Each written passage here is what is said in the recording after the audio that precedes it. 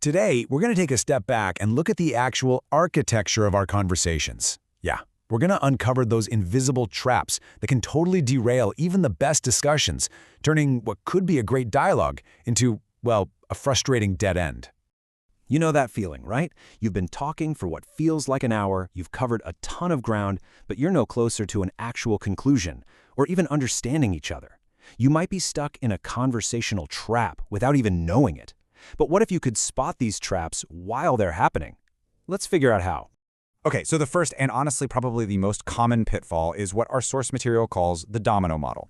And this one's a sneaky trap because it feels like you're making progress. It feels like you're expanding the topic, but really you're just wandering off course. One thought just knocking over the next. And this right here gets to the heart of the problem. In a domino discussion, you're not actually building a logical argument. Nope, you're just chaining ideas together because they kinda seem related. And with each new link, you're just adding another layer of confusion. It's like a house of cards, built on a really shaky foundation. Here's a super simple way to see how it works. You start with the word duck. The next person connects that to fly. Then someone else connects fly to high. You end up with a sentence that makes perfect sense. A duck flies high, but each step was just a simple word association game. It's not a deep insight, it's just a chain of resemblances. And this is the core flaw, the broken logic of the domino model. It's basically like saying, hey, cats breathe and humans breathe, so cats must be the same as humans. Now, we can all see how silly that sounds, right? But when the topics get more complicated, this flaw gets a lot harder to spot. We start mistaking these surface-level similarities for these profound connections, and the dominoes just keep on falling.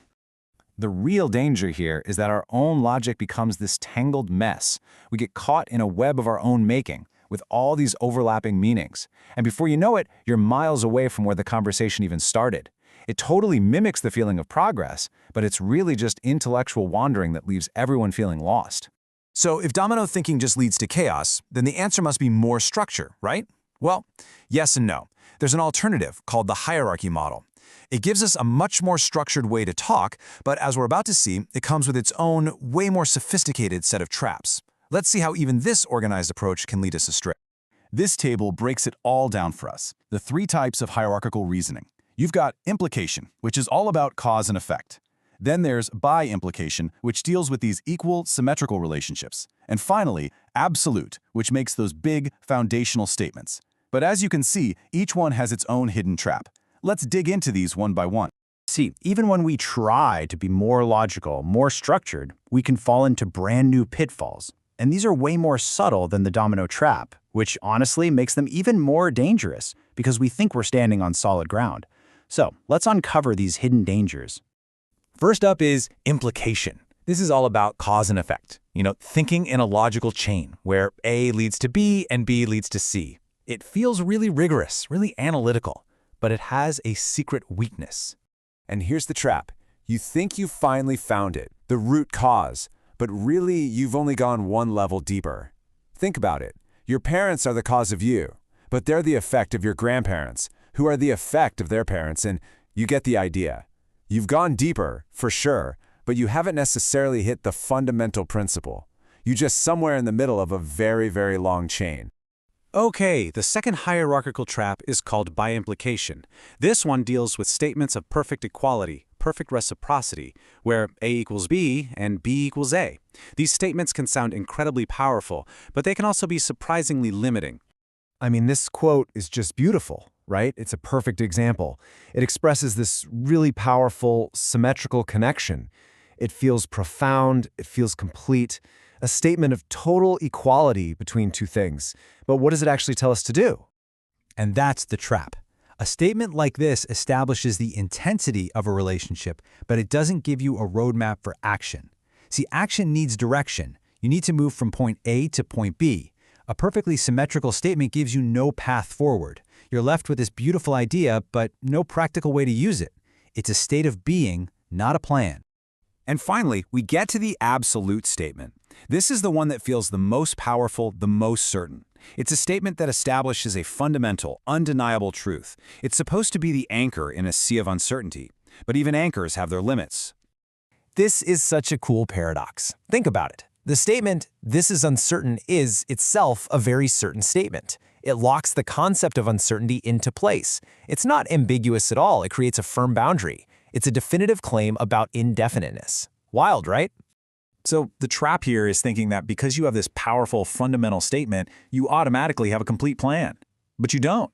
An absolute statement is like having a map that only shows the borders of a country, but with none of the roads or cities marked on it.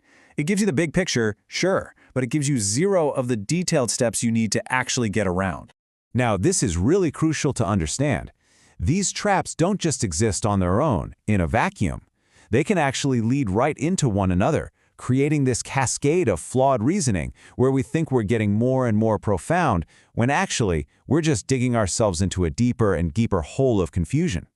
And this is where it gets really dangerous. Someone stuck in a domino discussion starts to believe they're digging deeper, like they're in an implication chain. Then the person in that implication chain thinks they've hit the bedrock principle, like an absolute statement. And the person with that absolute statement thinks they have a detailed plan. See how that works? Each level of thinking has this little delusion about the next, leading us further and further away from clarity. So what's the point of all this? Well, the goal isn't just to go around labeling people or pointing out flawed conversations from a distance. It's to give you a diagnostic toolkit to improve your own communication, to navigate discussions way more effectively, and to maybe even help guide others toward a more productive dialogue.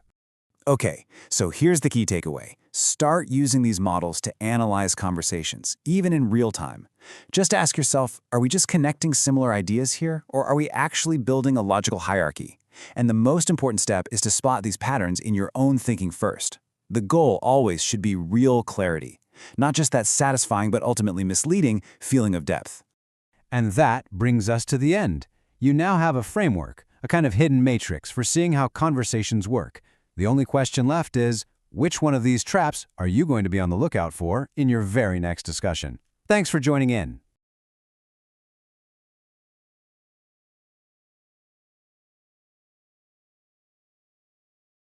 Welcome back to The Explainer. Today we're building on our last discussion about communication models to explore how we can make our conversations, actually productive. We're going to move from the kind of chaos where you're just going in circles to the clarity of a real, shared understanding. So let's start with a feeling I think we all know. You're in a discussion and it's just meandering. It feels like it's going everywhere and nowhere at the exact same time. It's that super frustrating sense of just getting completely lost in the conversation. This often happens when we're stuck in what we've called a domino discussion. Remember that? It's where topics are linked not by solid logic, but by these flimsy similarities. One idea just kind of knocks over the next. It's a flawed way of thinking, really. We connect two things just because they share one trait, like saying, a cat breathes and a human breathes, so they must be the same. When our discussions follow that pattern, we fool ourselves into thinking we're having a deep conversation, but really we're just getting further from the point with every new domino that falls. So, what's the antidote to all this conversational chaos? How do we break free from that domino chain? Well, it all lies in two really powerful techniques for focusing a discussion: converging and guiding. Okay, so let's break these two ideas down. Think of it this way. Converging is all about trimming the fat. It's the act of cutting away all the irrelevant noise so you can zero in on the real issue. Guiding, then, takes that core point you just uncovered and builds a clear, logical path forward from it. Let's look a little closer at converging because it's so important. Its whole purpose, really, is to cut through all those counter-arguments that, they might sound plausible on the surface, but are actually just distractions from the main topic you're trying to figure out. Okay, imagine you're discussing something really basic, like, is water important? A common distraction tactic is to just completely shift the context. So someone might pipe up and say, well, water isn't important in outer space. And this is where a converging response is so effective. You just bring it right back by reestablishing the original context. Since the discussion is obviously about life here on Earth, the conditions of outer space are, they're irrelevant. You set the distraction aside and boom, the focus returns to the main point. All right, here's another kind of counter-argument you've probably heard a million times. This one doesn't totally change the context, but it tries to shift the topic just enough to create a false choice. So the way to converge here is to just point out the dependency. Since milk itself is mostly water, this isn't a counter-argument at all, it's just a detour. See what's happening? By clearing away all these distractions, you're left with the fundamental truth. Water is absolutely essential for life. So once we've converged on that core idea, guiding comes in to lock it in place. And this isn't about arguing, it's about building this undeniable logical chain. You start with that absolute truth we just uncovered, you connect it directly to the other person, and then you lead them to the inevitable conclusion. It's clean, it's direct, and it's incredibly powerful. So how do we actually apply these techniques in real life? Well, it starts with understanding the two key roles you can play in a productive discussion. You can be the pilot, or you can be the navigator. I love this analogy. Think about it. The pilot sets the overall direction, right? They're the one holding the map and keeping the final destination in mind. The navigator, on the other hand, is the one skillfully handling the turbulence, all the counter-arguments and distractions, without throwing the whole thing off course. And the navigator's method is really the practical how-to here. Instead of fighting an opposing argument head-on, you actually lean into it. You ask questions to clarify, you borrow their logic, and then you use the details they give you to gently steer the conversation back toward that fundamental point. It's a really strategic approach that values understanding way more than just winning. Now, I know what some of you might be thinking. Hearing the word guiding might sound a little bit like a sneaky trick, maybe even a manipulation tactic. But the source material is super clear on this. This is not about winning an argument through deceit. A truly guided discussion is one that leads to a conclusion that feels like a natural discovery, not something that was forced on you. That moment of surprise, that aha moment, when someone arrives at the conclusion through their own reasoning, that's the sign of a healthy, successful, collaborative process. To really get this collaborative dynamic, let's think about it like building a railway. The person who's guiding the conversation, they're not dragging the other person along. They're simply laying down the logical tracks for the discussion to run on. But of course, those tracks are totally useless without an engine, right?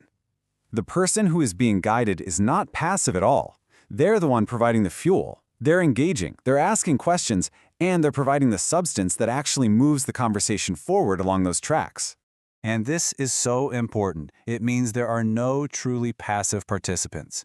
A guided discussion is a two-way street. If the rails that have been laid down are weak, if it's just another one of those fragile domino chains, then the active fueling from the other person is going to expose it right away. It has to be a robust, solid structure. So, after all that, what's the ultimate takeaway? How do we put this into practice to build better, more productive discussions in our own lives? It really all comes down to this. The most powerful discussions aren't about one person winning and one person losing. They're about co-creating a structure of reasoning that allows both people to arrive at a conclusion together. Whether it's a tense negotiation, a critical team meeting, or even just a difficult personal conversation, this idea of shared discovery is the difference between getting stuck and having a real breakthrough. And that leaves us with a final thought to chew on. The next time you find yourself in a deep conversation, ask yourself, who's holding the wheel? Are you being a pilot, setting the destination? Are you a navigator, steering around the obstacles? Or are you maybe just laying down the next domino without even realizing it? Just thinking about your role can change everything.